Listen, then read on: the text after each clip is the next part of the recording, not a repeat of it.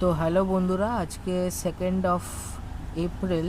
এটা হচ্ছে আমার ফেরেলপসিসের কুড়ি, যেটা আমি মুখার্জি থেকে নিয়েছিলাম রিসেন্টলি। তো এতটা এই ফুটেছে, এবার বার্ডসগুলো আরও ডেভেলপ করছে। আশা করি কিছু সপ্তাহের মধ্যেই ফুটে যাবে। এই যে ফেনোলপসিসের ফুলটা আস্তে আস্তে ফুটতে শুরু করে দিয়েছে, একটু একদম সামান্য ফুটেছে। তো পুরোটা ফুটলে তোমাদের দেখাবো। তো আজকে 25 এপ্রিল, তোমরা দেখতেই পাচ্ছ ফেনোলপসিসের কুড়িটা ফুটে গেছে, আর একটা কুড়ি পড়ে আছে। কি অপূর্ব ফুলটা ফুটেছে, দেখেছো? রংটা কি সুন্দর, একদম অপূর্ব রংটা।